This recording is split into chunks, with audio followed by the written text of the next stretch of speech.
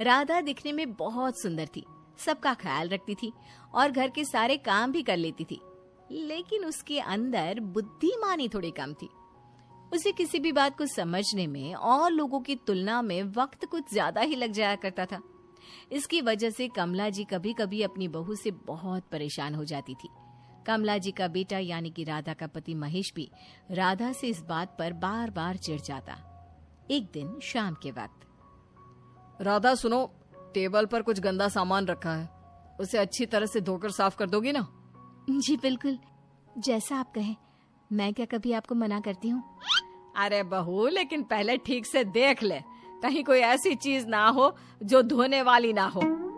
Mummy जी क्यों चिंता करती हैं? मैं सब कुछ देख के संभल कर ही करूंगी। राधा जल्दी से जाती है और टेबल पर रखी सारी चीजों को रगड़ रगड़ कर धो देती है। कुछ देर के बाद, अरे ये तुमने क्या किया? टेबल पर रखा हुआ लैपटॉप भी धो दिया? हाँ, आपने ही तो कहा था ना, टेबल पर रखी सारी चीजें धो देना। अरे बहू, लेकिन लैपटॉप भी कोई धोता है क्या? क्या तुम्हें इतना भी नहीं पता? धोने से लैपटॉप खराब हो जाता है। तभी तो मैं इसे मोटी बुद्धि की बहू कहती हूँ। काम तो सारा करवा लो, लेकिन क्या करना है क्या नहीं करना इसे कुछ नहीं पता। लेकिन मम्मी जी, इनका लैपटॉप बहुत गंदा हो रहा था, उस पर खूब सारी मिट्टी भी जमा हो रखी थी। अरे लैपटॉप के ऊपर मिट्टी जमा हो रखी थी तो तुमने उसे अच्छी तरह धोकर बाहर तार पर सुखा दिया। ऐसा कोई करता है क्या? सही कहती है माँ, मोटी बुद्धि हो तुम, मोटी बुद्धि।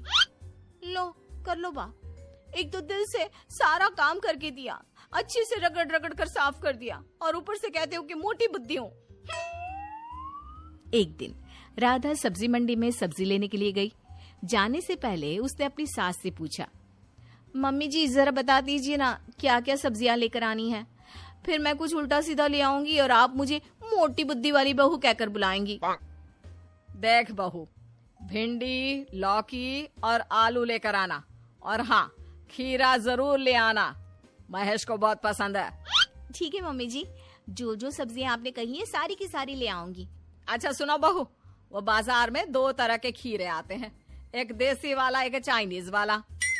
हाँ तो मम्मी जी कौन सा वाला लाना है? चाइनीज वाला थोड़ा नरम होता है तो महेश को बहुत पसंद है, देसी खीरा वो खाता ही नहीं। राधा सब्जी लेने के लिए सब्जी वाले की दुकान पर जाती है और सब्जी वाले से खीरा मांगती है। भैया जी चाइनीज खीरा दे दीजिए ना, पूरा 1 किलो दीजिएगा, हमारे इनको ना ये वाला बहुत पसंद है। लेकिन तभी सब्जी की दुकान पर खड़े हुए 2 लोगों को बातें करते हुए सुनती है। अरे भाई, तुमने सुना हमारे देश में चाइनीज चीजों का बहिष्कार हो रहा है। सही कहते हो भाई, चाइना की बनी हुई चीजों को हमें खरीदना नहीं चाहिए। अरे इन लोगों ने हमारे देश में तबाही मचा रखी है। ये सुनते ही राधा ने सब्जी वाले से कहा, देखो भैया वो चाइनीज वाला खीरा मत देना। ठीक है बहन जी, देसी वाला दे देता हूँ। कुछ देर बाद राधा सब्जियां लेकर घर लौटती है। क्या हुआ बहू, चाइनीज खीरा नहीं था क्या बाजार में जो ये वाला लेकर आ गई? अरे नहीं नहीं मम्मी जी, मैंने सोचा कि हम लोगों को भी अपने देश की भलाई का काम करना चाहिए। अब खीरा खरीदने में देश की भलाई कैसे होगी, जरा हमें भी समझाओ। अरे मैंने 2 आदमियों को बातें करते हुए सुना था, बोल रहे थे कि चाइना की बनी हुई चीजों को काम में नहीं लेना चाहिए। हाँ तुम्हारी बात तो सही है, चाइना की बनी हुई चीजों का हमें इस्तेमाल नहीं करना चाहिए। अरे पर इसका खीरे से क्या लेना देना? अरे मम्मी जी, चाइनीज खीरा मतलब चाइना का बना हुआ खीरा, तो मैंने सोचा मुझे इसे नहीं खरीदना चाहिए। हे भगवान, अरे इतना तो दिमाग चलाती, हमारे देश में मिलने वाला खीरा कोई चाइना से थोड़ी ना आता है। सब्जी वाला क्या रोज चाइना जाकर खीरा खरीदता है? अरे बहू, चाइनीज खीरा उसका सिर्फ नाम है, उगता तो वो हमारे देश में ही है। तू भी ना कमाल करती है कभी कभी। सही कहती है मम्मी जी, बाकी सब ठीक है, लेकिन राधा सच में है तो मोटी बुद्धि।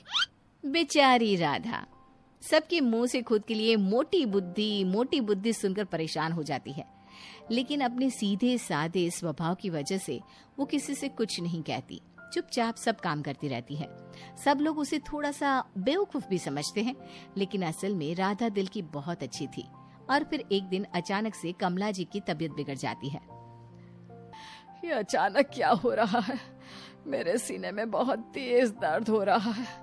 बहू राधा, जरा इधर तो आओ। क्या हुआ मम्मी जी, आप ठीक तो है ना? अचानक आपकी तबीयत को क्या हुआ? लगता है मुझे दिल का दौरा पड़ा है बहू। मेरे सीने में बहुत तेज दर्द हो रहा है। ऐसा मत कहिए मम्मी जी, ये तो भी घर पर भी नहीं है। मैं क्या करूं, कुछ समझ में नहीं आ रहा। मुझे जल्दी से अस्पताल ले चल, बहुत दर्द हो रहा है बहू। ठीक है मम्मी जी, लेकिन हॉस्पिटल पहुंचने में थोड़ी देर लगेगी। एक काम करिए, तब तक आप ये वाली दवा खा लीजिए। लेकिन बहू, ये दवाई किस चीज की है? खा लीजिए मम्मी जी, मुझ पर भरोसा कीजिए। कुछ देर बाद महेश और राधा कमला जी को अस्पताल में एडमिट करवा देते हैं। क्या आप में से किसी ने इनको कोई दवाई दी है? नहीं डॉक्टर साहब, मैंने तो कोई दवाई नहीं दी। डॉक्टर साहब, मैंने मम्मी जी को एक दवाई दी थी। राधा, तुमने डॉक्टर से बिना पूछे मम्मी जी को दवाई दे दी? मैं क्या करती, मम्मी जी को बहुत दर्द हो रहा था तो मैंने सोचा उनको दर्द की दवाई दे देती हूँ। लेकिन ये कोई ऐसा वैसा दर्द नहीं था मैडम, ये हार्ट अटैक था, कुछ भी हो सकता है। देखा राधा, तुम्हारी मोटी बुद्धि की वजह से आज मम्मी जी की जान चली जाती। तुम्हें जरा तो सोचना चाहिए था। अरे नहीं, आप अपनी पत्नी को बेकार में ही डांट रहे हैं। पहले मेरी पूरी बात तो सुन लीजिए। क्या मतलब डॉक्टर साहब? मेरी माँ ठीक तो है ना? आपकी माँ बिल्कुल ठीक है, और वो भी उस दवाई की वजह से जो इन्होंने उनको दी थी। अगर उस वक्त इनको दवाई नहीं मिलती तो वो बच नहीं पाती। ये आप क्या कह रहे हैं? लेकिन मेरी पत्नी को तो इतनी अकल ही नहीं है कि वो किसी को हार्ट अटैक की दवाई दे सके। आप मुझे बताइए, राधा जी आपने क्या सोचकर अपनी सास को दवाई दी थी? वो क्या है ना डॉक्टर साहब, मम्मी जी को बहुत दर्द हो रहा था तो मैंने सोचा मम्मी जी को सर दर्द की दवाई दे देती हूँ। देखा डॉक्टर साहब, मैंने कहा था ना, मेरी बीवी एकदम मोटी बुद्धि की है। वो तो भला हुआ कि माँ को कुछ हुआ नहीं।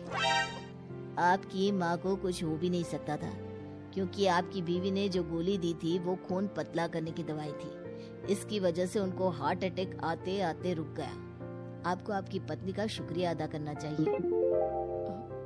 मुझे माफ कर दो राधा। मैं और मेरी माँ तुम्हें हमेशा मोटी बुद्धि कहते रहे, लेकिन आज तुम्हारी इस मोटी बुद्धि की वजह से मेरी माँ की जान बच गई। तुम वाकई में बहुत अच्छी हो।